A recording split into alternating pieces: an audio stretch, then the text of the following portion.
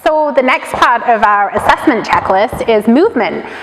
So again, it's sometimes hard to take a step back and look at our horses, but it's really important after this little break to do that. So we're going to have a look at footfalls, we're going to have a look at overall movement away from us, movement towards us, and kind of see what information we can ascertain from that.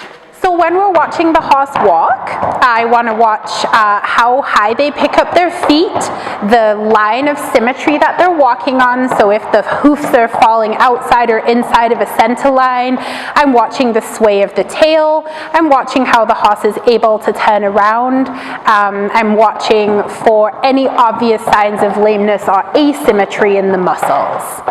And we're going to show you a really neat way to do that if you don't feel comfortable watching your horse. Okay, so really simple way to assess your horse's movement. We just have a little strip here that we're just going to really quickly rake out any footfalls from previously, and then we're just going to walk the horse right down this newly raked area and have a look at where the hoofs fall.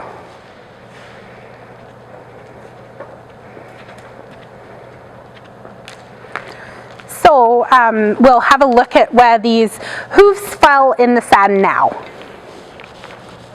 So you can see, we can really clearly see the footprints on our newly raked track, and you can see in this particular set of footprints, so this would be the left-hand side of the horse, you can see that our back foot has just slightly overstepped into our front foot. That's what we call overtracking, and that's pretty normal. The right step before that, you can see that we have a big overtrack. Now, we don't want to read too much into that on one set of footprints, but if you look over the whole length of your track, you can look for patterns, and if there are obvious repeatable asymmetries in those footfalls, that might be something to consider.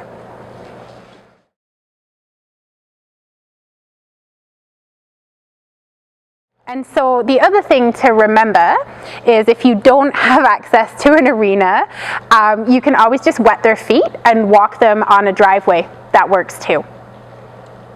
For those of you that may be at the barn at your own or social distancing, just set your cell phone up and take a video of your horse and you, and that can be really helpful to watch a video, and sometimes it can be really helpful to watch a slow motion video as well. So there's lots of ways that you can assess your horse's movement even if you are practicing social distancing still and can't be around other people.